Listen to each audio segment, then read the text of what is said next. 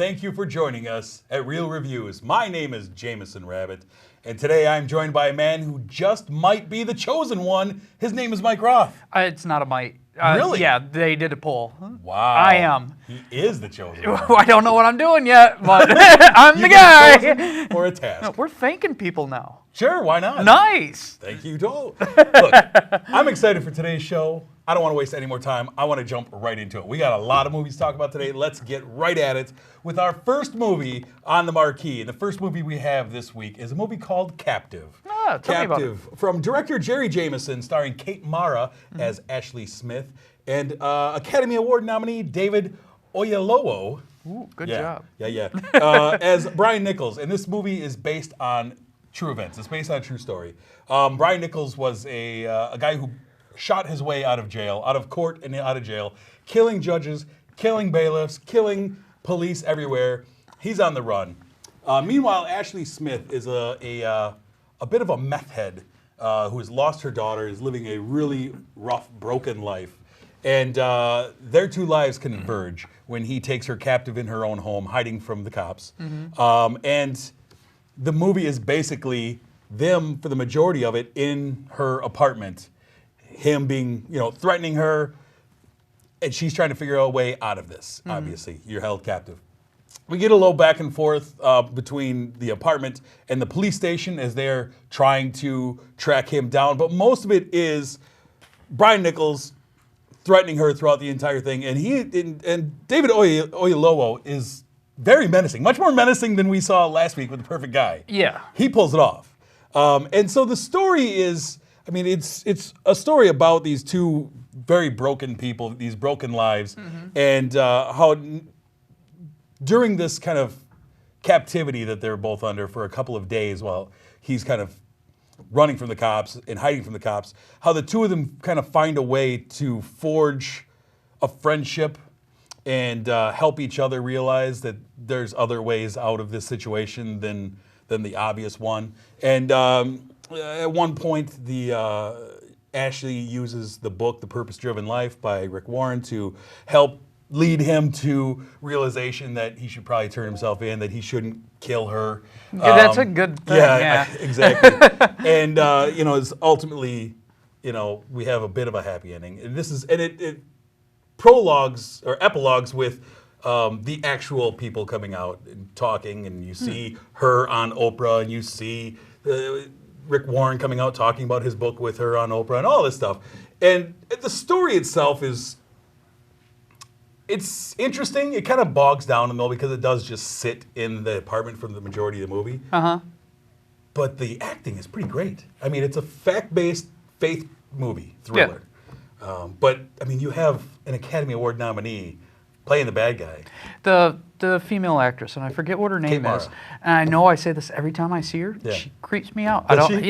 She was much better in this movie than Fantastic Four. Yeah, was she? Good. Yeah. And we'll be seeing her in a couple weeks in The Martian. She is pumping movies out on a weekly basis right now. She did a year on American Horror Story, and she got that's where I guess I get the creepiness from it. I every time I see her now, she played the meth head who's trying to find a way to regain her daughter's trust again.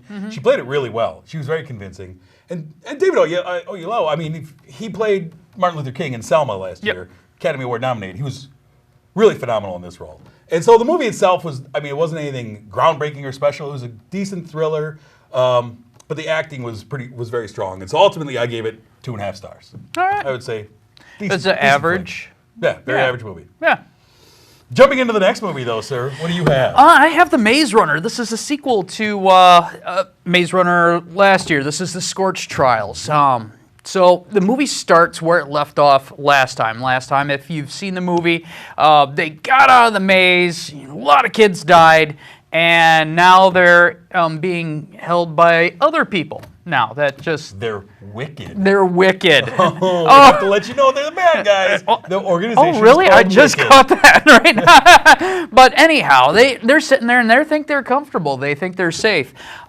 So, Thomas, will you read night, him and the Glade guys and a couple other people from the cafeteria, they get together, and Thomas is just not comfortable with things. Everybody's happy, they're getting fed, they got clean beds, but things aren't right. And then he finds out Wicked is wicked, yes. And they have to escape. This time it's not a maze. They run through zombie-infested wasteland. It's pretty interesting. The one thing that I did not get out of this movie that I really wanted was explanation of what happened in the first movie. Right. If you're watching this thinking, wow, I'm going to finally find out what I watched the first time I've seen this in the maze. What was all that about? You are not going to find this out. And that's not a spoiler alert. That's a warning. No. Yeah, if you're going in looking for that, you are going to come out disappointed. But if you are going into this for action, I like this movie better than the first. I am a sucker for zombies. Everybody knows at home that I have to watch Walking Dead, and now Fear the Walking Dead, and if it comes back to life, I'm probably going to watch it. Zombies in it.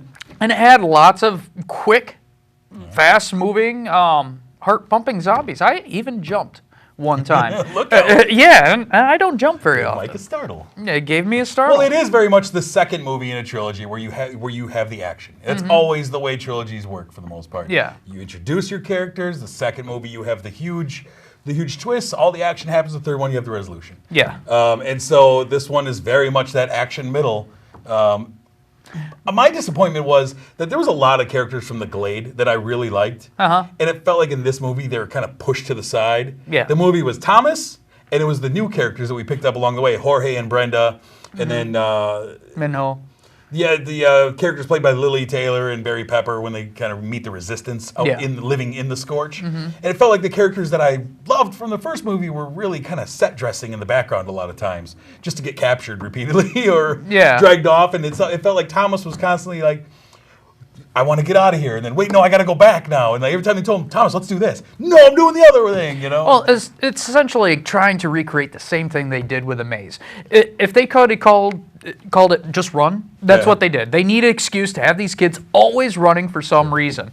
So, yeah, there's going to be backtracking. There's going to go forward. As long as he's running, the movie's running. Right. I thought the cinematography was great when they got out into the Scorch. Yeah. I thought it looked beautiful.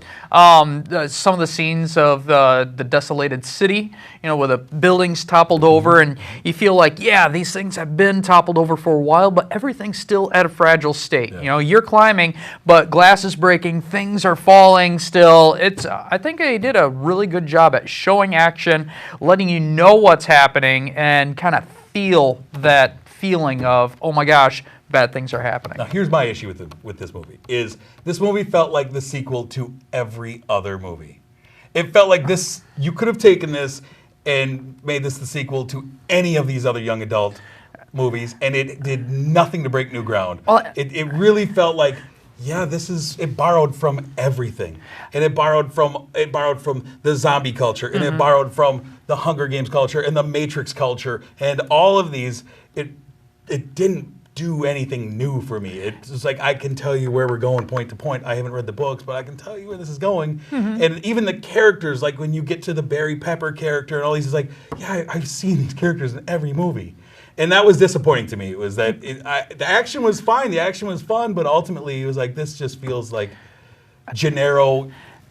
I kind of rang this up similar to how I looked at the Rock movie that we saw this summer, where, a big tsunami comes through the city. The plot is not strong. I didn't think this was like most sequels, because most sequels kind of explain more. This felt more kind of like when I was watching Lost, where every year they just kind of, forget to explain anything the year before. And again, this movie did the same thing. It did not explain everything I wanted to know a little bit more about the first season. I have still no idea why they were in the maze. Right. I know they have to do a test.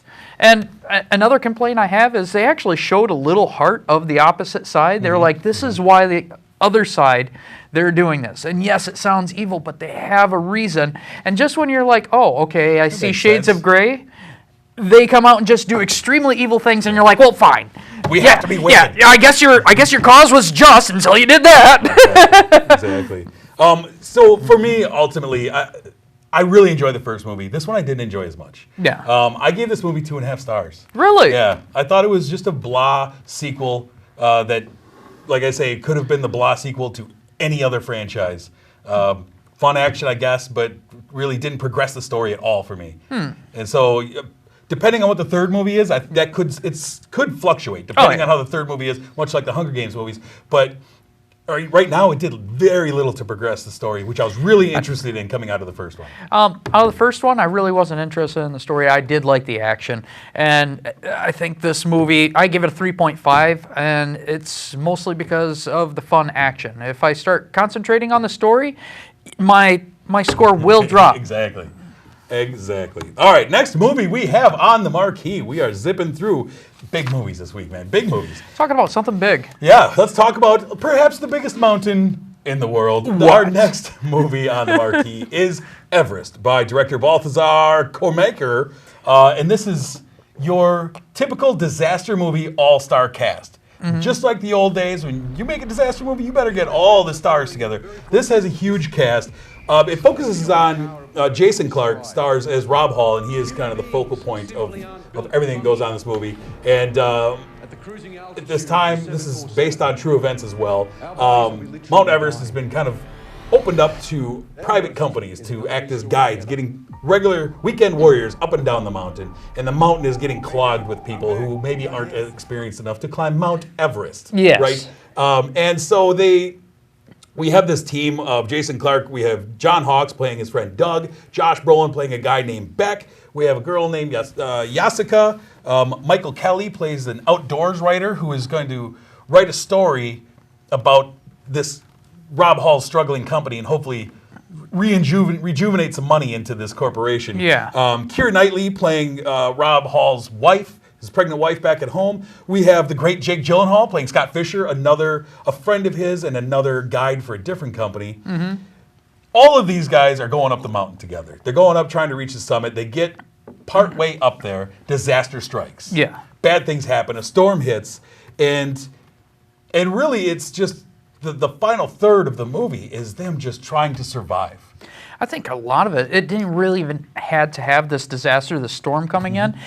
This movie did a really good job of giving you a feel that not everyone can climb up. I mean, you had your smatterings of, there was a post office person and there was a woman in her late 40s and stuff like that, but you can't climb Everest as a normal person. Right. You really can't. Like you say, it's trying to kill you, and they make the mountain a character that is trying to kill you every step of the way. And they remind you. And it's not just, there's a storm, or, you could slip. No, they say, this is the point of the mountain where you don't have enough oxygen to live.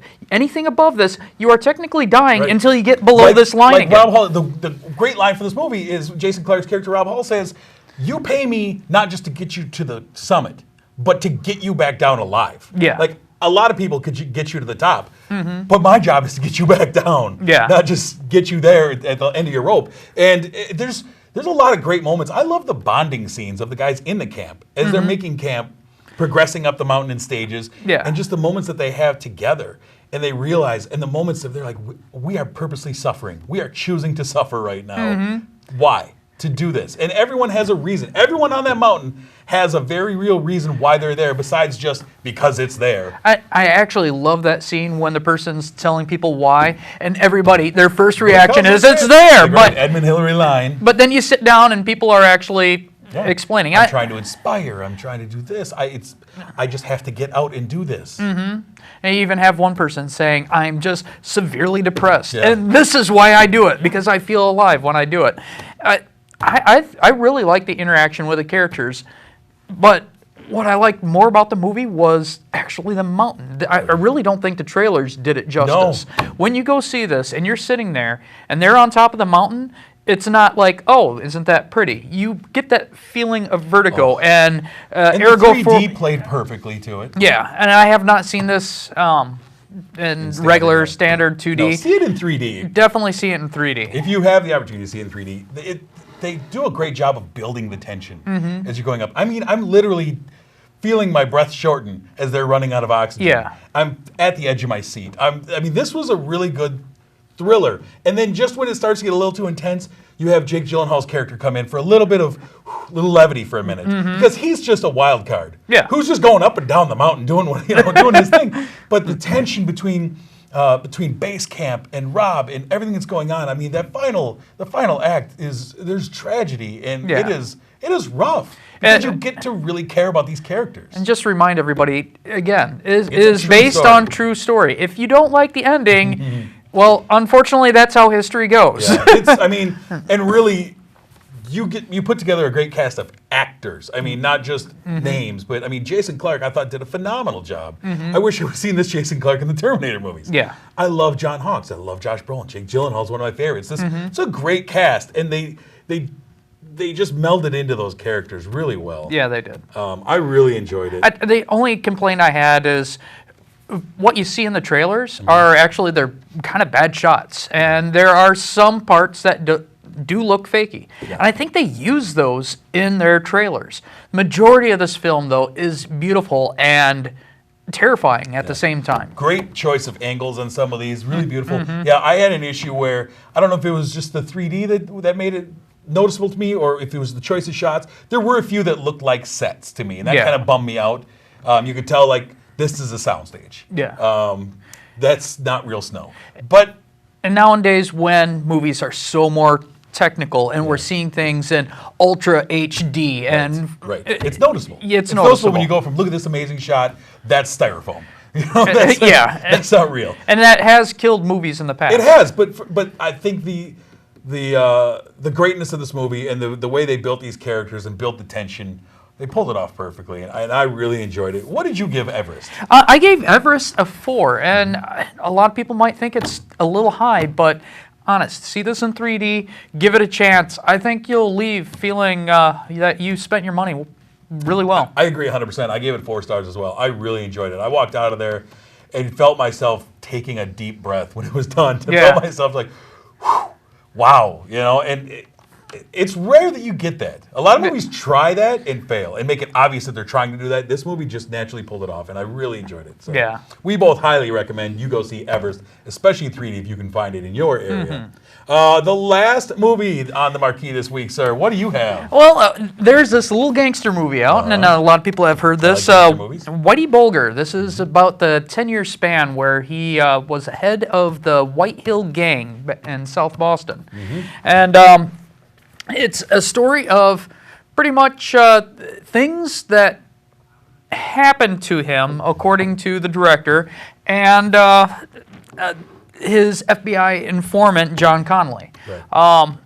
Johnny Depp plays Whitey Bulger, and he does a phenomenal job showing an angry man. And really, I was kind of surprised and taken back. I was kind of thinking Johnny Depp is only going to do caricatures and cartoon guys. Seems to be what he does. He comes off fully human. This reminded me, like, oh, Johnny Depp's a really good actor. Yeah, I used to think that. Yep, and he brings it back as an actor. He is great. He actually kind of pushes this whole movie. I'd like to tell you more about the story, but the movie actually just comes off as a biopic of things that happened to Whitey Bulger. And after the movie came out, and people from his gang, such as Kevin Weeks, who was also who's actually the narrator, yeah. and Whitey Bulger himself, they're saying, no, this is not how it happened. This is all fabricated. Real life was actually a lot more interesting and deadly. Way more cool than what you see. They're not sugarcoating it. These guys who've already been convicted or still in jail for life. What's done is done at this point. And so they're like, yeah, this is how it was, and you guys made it seem really quite tame and uninteresting. And I can't speak for everybody. I know a lot of people like this movie a lot, and it is a good movie, but it's a movie I thought was driven only on Johnny Depp's acting and the nostalgia of a gangster film. See, I really enjoyed it. I agree with you. I really enjoyed Johnny Depp. I thought, to me, this is being billed as the rise of a gangster. Yeah. The rise of Whitey Bulger. To me, the better story in this movie is the rise of John Connolly. Yeah. The rise of Joel Edgerton's character, John Connolly, who is the Southie boy who is friends with Whitey growing up. And they split. Whitey goes into his illegal business. Connolly goes into the FBI.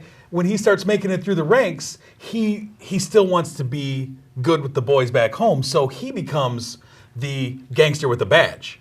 And he's the one who brings in Whitey into the FBI as a secret informant. And it's Connolly's rise through the FBI where he starts becoming a rock star and starts believing his own hype and is more worried about taking care of Whitey than Whitey is concerned about taking care of himself. Yeah. I think that's the more interesting story in here. But that story, I don't think, was really fully fledged. You No, saw it wasn't. Joel Edgerton, I don't think, played his role very well. See, I liked him in it. I thought he was good. And it was like the scenes with him and Benedict Cumberbatch. He's trying to impress. Benedict Cumberbatch played Billy Bulger, Whitey's brother, who is a senator, which is a great story, which they barely touched on. Yeah. And he tries to impress him with his FBI card. Hey, I made it, blah, blah, blah. And when Billy rebukes him, you see him like, oh, all right, I thought I was a big shot. You're obviously more of a big shot. You're a senator. Yeah. And it became like, I've got to be somebody. I've got to be somebody. So he becomes the gangster. But I don't think they showed that very well. It just showed him, like, in the beginning, he's an FBI guy, and the movie portrayed it like it was him and one other FBI guy, maybe. But really, Whitey Bulger had like 9 FBI guys and CIA Whitey and all this other was stuff. using the FBI as his own personal task force to take out his competition. In this movie, it made it seem like it was just John Connolly. Well, and the other thing is, I mean, and you and I have talked about this off air, is that it felt like we were told that Whitey had moved up from just being a big shot in South Boston to controlling all of Boston. Yeah. We're told that. Yeah. We never really see it, though. We're just kind of told, like, oh, he's moved up. Oh, he's a big shot now. Don't really see that, though, because nothing really changes with him. His makeup was awesome. Yeah. And I think the makeup people knew that because that was also something that never changed with him. Yeah. He goes over a decade and he never got older. Everybody else got a little older. Whitey might have changed his jacket, but he did not change himself. That was the one thing was like, so, I mean, I know the Whitey Bulger story. There's a great documentary out on Netflix right now called Whitey. And you know the story, and it's really incredible. And like a lot of times, true facts are more interesting than the fake ones. Yeah. And we never really saw his rise. We're just told kind of off screen through the FBI offices as Kevin Bacon's like, Whitey's getting bigger and bigger. Yeah. Great. Yeah, let's see it. Let's see more of his gang. It felt like the movie bogged down in the middle as they're dealing with the stuff with the highlight guys, like Callahan and all those guys. There's a scene where, I mean, he's supposed to be in the middle of his height as a gangster, a kingpin. Yeah. And they're sitting in the bar with the same gang he was sitting with. You could have pulled that scene and told me this was 8 years ago when he was a small town thug guy. Yeah. Would have totally believed it. Well, I don't think he ever was. I mean, this was a well-established gang for a couple of decades, I think, before he took it over. Yeah, but I mean, at the height of his powers in this movie, you could have pulled that scene out of them sitting around and told me this was when he was still a small-time guy, small-time crook, just starting, leading this crew. Like, yeah, because there's you can't tell a difference between him moving up and that was the thing that I thought was a drop ball. I thought there was a lot in the middle that just sagged and you missed a lot of opportunities. Yeah, the story you wanted really didn't come. It was on the periphery. And what it could have been, it could have just been a cheap, generic mobster movie. They didn't quite even do that either, because a cheap, generic mobster movie would have them growing from, a small-time thug, look at me now, I got a new watch. Hey, what are you going to do about it? Pop, right in the nose. Great cast. I mean, these names we mentioned, we haven't even, there's so many names in this cast. Great cast, but it is, I think the success and the failures are all brought on by Johnny Depp and Joel Edgerton. I mean, they're the two. I think Johnny Depp was incredible. Yeah. And I think, were there scenes where it was his makeup that was doing some of the acting? Yes. Yes. It was pretty spotless. Yeah. I mean, it was flawless makeup, but... We don't talk about makeup very often, and... Yeah. It was great. But as the feel of a gangster movie, of the great gangster movies out there, this doesn't come close. Yeah. It doesn't come close to any of the great gangster movies out there. I will watch Casino and the movie we're going to talk about in a minute 100 times before I watch this one again. Yeah. It sounds like we're bashing it. Yeah. I enjoyed it. Yeah, I did enjoy it. It wasn't anything crazy. I mean, I hear these reviews of people like, it's a movie of the year, give Johnny Depp the Oscar. I'm not ready for that yet. Yeah. I'll definitely give the makeup department an Oscar. Sure. Yeah. Why not? So I ultimately gave Black Mass 3 stars. Holy cow. Huh? I gave it 3 stars as well. I like that. 3 stars. Enjoyable movie. I just don't think you'll be talking about it next year. Yeah, I agree 100%. But a movie that we will be talking about right now. A movie that holds up is our Real Reviews movie throwback this week. We are talking about one of the early gangster movies, one of the great gangster movies. In my mind, in the top 2 or 3 gangster movies of all time. That is 1949's White Heat, starring Jimmy Cagney as Cody Jarrett. You want a menacing bad guy? Look no further than Cody Jarrett as a gangster. He is great. He's the bad guy, the gangster who's he's a bit of a mama's boy, you could say. A little bit. He's got a little bit of mama's boy in him. And his mom, played by Margaret Wickerly, controls the gang, controls the boys. She's running the show. And I mean, if you've never seen any, Jimmy Cagney was the gangster to me. Yeah. I mean, his movies as gangsters, Angel's Dirty Faces and Roaring Twenties and all these, great. And this is not a typical gangster film where you could stereotype Cagney at all. This guy has personality. You watch it and you're like, there's no other gangster quite like him. He's so, I mean, Jimmy Cagney is one of my favorite actors ever. And he is so perfect in this as the fast-talking, tough guy. He's all of about 5'4", Cagney is, but he is so brutal in this movie. Strikes fear in everyone, but then is willing to, but sits in his mama's lap like a little boy. He's got some issues. Gets headaches if she's not around. Exactly. Yeah. And the scene in the cafeteria when he's in jail, when he finds out mama ain't around, is wow. Big time stuff. I love it. There's some iconic scenes in this. One of the things I love about this movie is this is 1949. There is a great police chase through this movie with the use of car phones, which is basically like a rotary phone in the car. Hello? And I mean, it's pretty bad. Sonar technology to track the car. We still use that with super inconspicuous undercover police cars with a big rotating sonar thing. Bing, bing.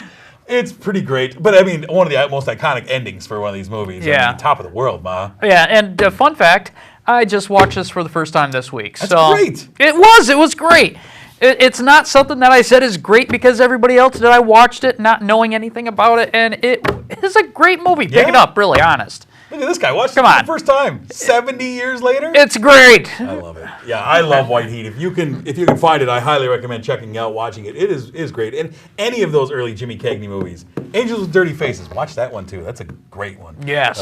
Any of those. And directed by Raoul Walsh, who is one of the finest directors ever. Really incredible guy. So check that out. Let's take a look ahead before we go to the week of October 2nd and see what's coming soon that week. We have 2 movies really coming out that week. The first one is the next 3D spectacular. It is The Walk. Looking forward to it. Yes. And it is based on a documentary, a great documentary you should probably check out, called Man on Wire, about a guy who decided to put a wire across the Twin Towers in New York and just walk across them. Why not?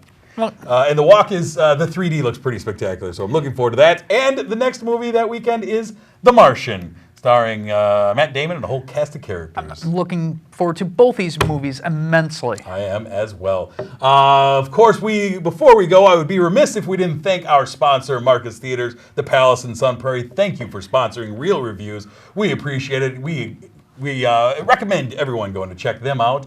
If you want to check out more from us, you can do so at Facebook. Real Reviews TV will get you there. Or follow us on Twitter, Real Reviews TV as well. You can find us on KSUN 103.5, the radio. You can find us on all kinds of things. But hey, you know all that by now. Next week, we have a bunch of movies to talk about again. We are just rolling through movies this fall, and I'm excited for it. Now, all these movies sound like there's at least one thing good every week. Every week. I like that. I like that. We've gone through the duds. We're ready for the good ones. But until next week, when we talk about a whole plethora of movies, my name is Jamison. I'm Mike Roth. Thanks for watching.